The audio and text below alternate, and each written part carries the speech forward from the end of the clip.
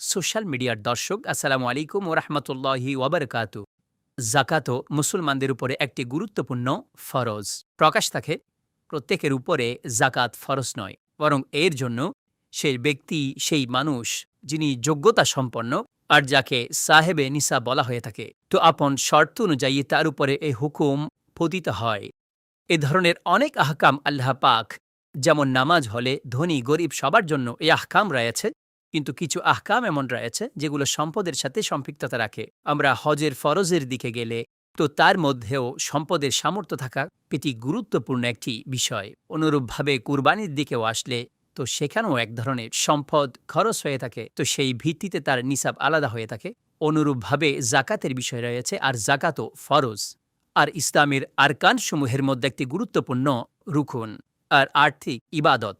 তো যেইভাবে আমরা নামাজ কিংবা অন্য কোনো ফরজের উপরে আমল করে থাকি, সেক্ষেত্রে তার সমস্ত বিষয়াদিসমূহ, তার শর্ত, উসুল, নিয়ম নীতি সহকারে নামাজ পড়া হয়, তখনই তা আদায় হয়। অনুরূপভাবে জাকাতের মধ্যেও এমন অনেক আহকাম রয়েছে যার খেয়াল রাখা অনেক জরুরি হয়ে পড়ে।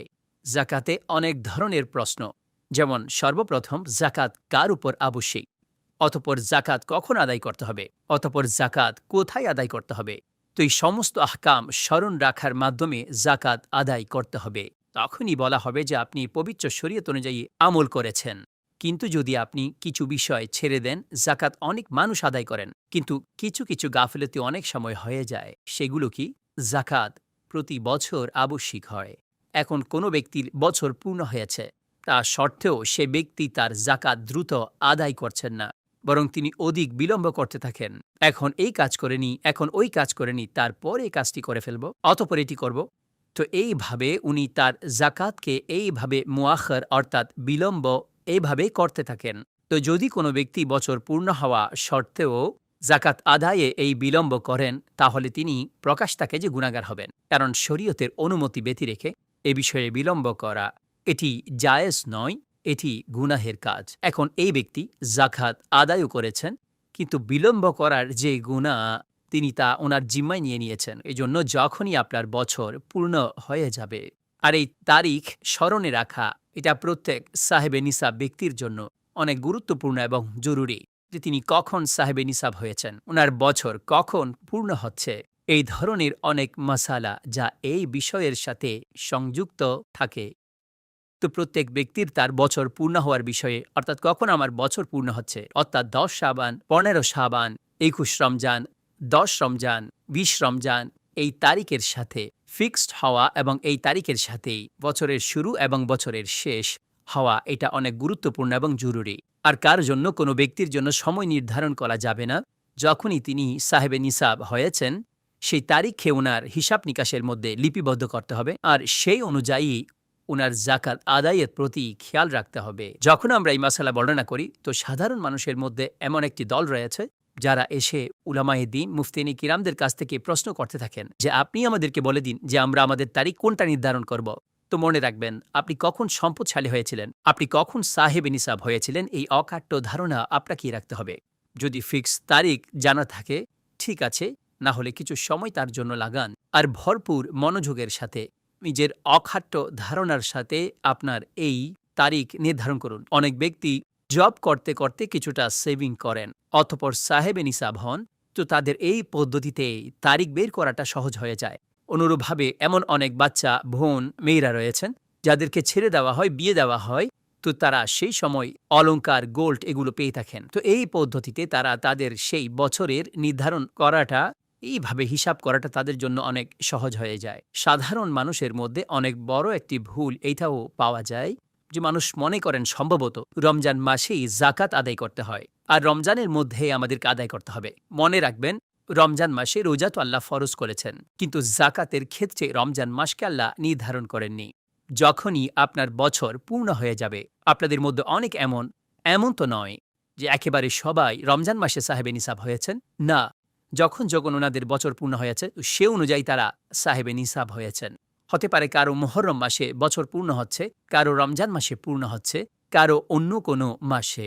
তো এই পদ্ধতিতে নিজেদের জাকাতসমূহ খেয়াল রাখতে হবে এবং সেগুলো আদায় করতে হবে। হ্যাঁ, অ্যাডভান্স হিসেবে জাকাত অবশ্যই দিতে পারবেন, যেমন যদি কথা বলি, কোনো ব্যক্তির রবিউল আউয়াল মাসে বছর পূর্ণ হচ্ছে আর তিনি চাচ্ছেন আমি ৬ মাস আগে রমজান মাসে জাকাত আদায় করে দিব, আর অ্যাডভান্স হিসেবে আমি জাকাত আদায় করে দিব যাতে রমজানের বরকতসমূহ পাওয়া যায়। আর একটি ফরজের উপর আমলকারীকে ৭০ গুণ বৃদ্ধি করে আল্লাহ পুরস্কার দিয়ে থাকেন। তো আমি এটার উপরে আমল করি। তো কোনো ব্যক্তি যদি এটা করতে চান তো একেবারে করতে পারেন, কিন্তু এটা করতে পারবেন না যে রবিউল আউয়াল চলে এসেছে, এখন ওনার জাকাত যেটা দ্রুত দেওয়ার কথা ছিল তিনি বললেন যে আমি ৬ মাস রেখে দিব আর রমজান মাসে আমি এটা আদায় করব।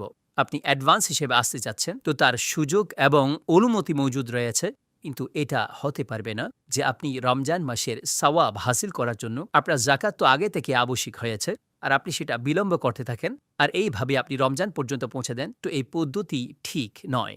সাধারণের আরেকটি ভুল, অনেক লোক কিংবা অনেক মহিলা এটা মনে করেন সম্ভবত ব্যবহৃত স্বর্ণের উপরে জাকাত আবশ্যিক হয় না, আর তারা এটা এইভাবে ব্যাখ্যা করে থাকে যেটা তো ব্যবহৃত, এটা তো প্রয়োজন পূরণ করে। এমন মনে রাখবেন, স্বর্ণালঙ্কার চাই সেটা বিস্কিটের মতো হোক, ডালির মতো হোক কিংবা অলঙ্কারের আকৃতিতে হোক, স্বর্ণ রূপা, তো এগুলোর উপর জাকাত আবশ্যিক হয় যখন অন্যান্য সমস্ত শর্তসমূহ এতে পাওয়া যায়। যদি কোনো মহিলা ব্যবহারও করে থাকেন তখনও জাকাত রয়েছে, ব্যবহার নাও করলে সাধারণভাবে তাদের কাছে গোল্ড জমা আছে, তখনও জাকাত তাদের উপর আবশ্যিক হবে যখন এগুলোর ওজন নিসাব সমপরিমাণ পূর্ণ হচ্ছে। নবী পাক সাল্লাল্লাহু আলাইহি ওয়াসাল্লামের বারেগাহে কিছু মহিলা উপস্থিত হলেন, তাদের হাতে স্বর্ণের বালা ছিল। হুজুর আলাইহিসসালাম ইরশাদ করলেন যে তুমি কি এগুলোর জাকাত আদায় করো? আরজ করলেন না। তাকে বলা হলো যে তুমি কি পছন্দ করো যে আল্লাহ তাআলা তোমাকে আগুনের চুরি পরাবেন? বললেন যে না। বললেন তাহলে তুমি এগুলোর জাকাত আদায় করো। এটা তাদের জন্য বিশেষ হাদিসে পাক যে যারা ব্যবহৃত অলঙ্কারসমূহ এগুলোর উপরও জাকাত রাসূলে মুকাররম সাল্লাল্লাহু আলাইহি ওয়াসাল্লাম আবশ্যিক করেছেন। অনেক লোক নিজেদের কাছে স্বর্ণ জমা করে রাখেন আর কিছু সেভিংও থাকে, আর তাদের উদ্দেশ্য হচ্ছে এটা যে পরবর্তীতে সন্তানদের বিয়ে রয়েছে, যা সেই নিয়তে আমরা বাচ্চাদেরকে দিয়ে দিব, আমাদের পুত্রের বিয়ে রয়েছে সেখানে আমরা এগুলো ব্যবহার করব। মনে রাখবেন, যদি আপনি অলঙ্কার পরবর্তীতে বাচ্চাদেরকে দিবেন, কন্যাদেরকে দিবেন কিংবা পুত্রের বিবাহে সেই সেভিং, সেই সম্পদসমূহ ব্যবহার করবেন। এমনকি আপনার অন্য কোনো উদ্দেশ্য থাকলেও, যে আপনি কোনো প্লট কিংবা ঘর কিংবা এমন কোনো বস্তু যা আপনি পরবর্তীতে ক্রয় করবেন, কিন্তু এখন তার জাকাতের সময় হয়ে গেছে, আপনার বছর পূর্ণ হয়ে গেছে, আপনার কাছে সেটা কারেন্সি হিসেবে মজুদ রয়েছে কিংবা অন্যান্য স্বর্ণালঙ্কার যা আপনার মালিকানায় রয়েছে, তো এই সমস্ত একত্রিত করে সেগুলোর জাকাত আদায় করা এটা আপনার উপর আবশ্যিক হবে। এমন হতে পারবে না যে আপনি এটার উপরে এই চিন্তা করা যে ভবিষ্যতে আমি অমুক খাতে এইগুলো খরচ করব, তো এই কারণে জাকাত মাফ হয় না। কিছু লোক নিসাব অন্তর্ভুক্ত করার ক্ষেত্রে পরিপূর্ণ ঘরের হিসাব নিকাশ করে, যেমন স্বামীর নিকট কতটুকু রয়েছে, স্ত্রীর নিকট কতটুকু রয়েছে, বাচ্চাদের মালিকানায় কি রয়েছে, সবকিছু একত্রিত করে বলে যে সাহেবে নিসাব হয়ে গেছেন। আর এগুলো আলাদা আলাদা দেখা হলে তো এটা নিসাবে সমপরিমাণ হয় না। তো এই মাসালা স্মরণ রাখবেন যে প্রত্যেকের আলাদাভাবে নিসাবসমূহ দেখা হয়ে থাকে। স্বামীর নিকট কতটুকু আছে সেটা দেখতে হবে, স্ত্রীর নিকট কি আছে সেটা দেখতে হবে, আর বাচ্চারা এবং অন্যান্য যারা বাচ্চারা রয়েছেন প্রত্যেকের আলাদা আলাদা বিবেচনা রয়েছে। এমনটা হয় না যে সমস্ত কিছু মিলিয়ে সেটাকে সাহেবে নিসাব বলা হবে, এমনটা হয় না। এই মাসালার কারণে অনেক সময় এমনটা হতে পারে স্বামীর উপর জাকাত আসছে না, স্ত্রীর উপরে জাকাত আসছে, অনুরূপভাবে বাচ্চাদের মালিকানায় যদি আসলে সে অলঙ্কার রয়েছে কিংবা বস্তু রয়েছে আর বাচ্চারা নাবালেগ, তো নাবালেকের উপরও জাকাত নেই, অনুরূপভাবে অলঙ্কার তো রয়েছে কিন্তু সেটা নিসাব পরিপূর্ণ না হলে তখনও তার উপর জাকাত আবশ্যিক হবে না। দর্শকবৃন্দ, এই মাসালা অনেক স্মরণে রাখতে হবে। অনেক লোকেরা এটা মনে করেন যে আমার কাছে ৭.৫ তোলা সোনা যেহেতু নেই এজন্য জাকাত আবশ্যিক নয়। মনে রাখবেন, পবিত্র শরীয়ত জাকাতের কয়েক ধরনের মালের কথা বলেছেন, তার মধ্যে স্বর্ণ, রূপা, ব্যবসায়িক মাল, কারেন্সি, প্রাইস বন্ড ইত্যাদি, এগুলো সেই বস্তুসমূহ যার উপর জাকাত আবশ্যিক হয়। এখন যদি কারোর নিকটে ৭.৫ তোলা স্বর্ণ, তো এটাও নিসাব, ৫.৫ তোলা রূপা থাকলে তো এটাও পরিপূর্ণ নিসাব। তো যখন উভয় বিষয় আলাদা আলাদা হবে, এটা পরিপূর্ণ নিসাব হয়েছে, সে অনুযায়ী তার উপর জাকাত আবশ্যিক হবে। কিন্তু যদি কারো নিকটে রূপা ও ৫.৫ তোলা নেই কিংবা ৭.৫ তোলা স্বর্ণ নেই, তখন এই উভয় বিষয়কে মিলিয়ে দেখতে হবে যখন উভয় বস্তু আমরা মিলিত করব, যদি এগুলো উভয় মিলিত করার মাধ্যমে 52.5 তোলা রূপার মূল্যের সমপরিমাণ হয়, তো একেবারে এ নিসাব পূর্ণ হয়েছে। আর অন্যান্য শর্ত সাপেক্ষে জাকাত আবশ্যিক হবে। অনুরূপভাবে কারেন্সি, ব্যবসায়িক মাল, প্রাইস বন্ড এগুলোর মূল্য যখন দেখা হবে, সেটা 52.5 তোলা রূপার সমপরিমাণ কিনা দেখতে হবে। আর এই মাসালা মনে রাখবেন, যদি শুধুমাত্র স্বর্ণ হয়, তো যতক্ষণ সেটা 7.5 তোলা হবে না, জাকাত আবশ্যিক হবে না। যদি শুধু স্বর্ণ থাকে, অর্থাৎ শর্ত হচ্ছে তার সাথে রূপা থাকতে পারবে না, তার সাথে কারেন্সি থাকতে পারবে না, তার কাছে প্রয়োজনের চাইতে অধিক কোনো সম্পদ জমা থাকবে না, তখন এটাকে 7.5 তোলা হিসাবে দেখতে হবে। কেননা জাকাতের মালসমূহের মধ্যে তার কাছে শুধুমাত্র স্বর্ণ মজুদ রয়েছে। আর যদি স্বর্ণের সাথে অন্য কোনো বস্তু থাকে, রূপা, কারেন্সি, ব্যবসায়িক মাল, প্রাইস বন্ড ইত্যাদি, তখন এইগুলোকে একত্রিত করা হবে। আর উভয় মিলিত করার পরে দেখতে হবে যে এগুলোর মূল্য 52.5 তোলা রূপার মূল্যের সমপরিমাণ পৌঁছাচ্ছে কিনা। তিনি একেবারে সাহেবে নিসাব। আর তার উপর জাকাতের ফরজ আবশ্যিক হবে। আর প্রায় এমন মহিলা যাদের কাছে 2 তোলা 3 তোলা স্বর্ণ মজুদ রয়েছে, কিন্তু সাথে সাথে প্রয়োজনের অধিক কিছু এমন সম্পদও মজুদ রয়েছে, কোনো কারেন্সিও, কোনো এমন বস্তু যেগুলো জাকাতের মালসমূহের অন্তর্ভুক্ত, সেটা তার নিকট মজুদ থাকলে তখন উভয়টি মিলিয়ে এটার নিসাব দেখতে হবে। এমন মহিলা কিংবা এমন পুরুষগণ এটা মনে করা যে শুধুমাত্র 2 তোলা 3 তোলা এইভাবে জাকাত আবশ্যিক হবে না, তো এটা তাদের ভুল ধারণা।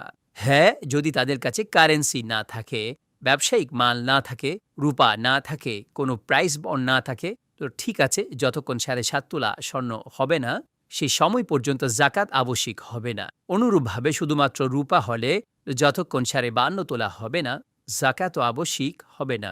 দর্শকবৃন্দ, আমি শুধুমাত্র জাকাতের ফরজ হিসেবে কিছু মাসালা আপনাদের কাছে আরজ করেছি। টপিক অনেক দীর্ঘ, কারণ এর মধ্যে জাকাত, জাকাতের মাল, অতঃপর জাকাতের খাতসমূহ, অর্থাৎ জাকাতের টাকা কোথায় খরচ হবে, কাকে দেওয়া হবে, এই ব্যাপারও অনেক গুরুত্বপূর্ণ এবং জরুরি জ্ঞান আমাদের অবশ্যই অর্জন করতে হবে, যাতে আমরা যে জাকাত আদায় করছি তাতেও আমরা যথাযথভাবে যেন জাকাত আদায় করতে পারি। এই আলোচনার সাথে সাথে আজকের এপিসোড এখানেই শেষ করছি। আসসালামু আলাইকুম ওয়া রাহমাতুল্লাহি ওয়া বারাকাতুহু।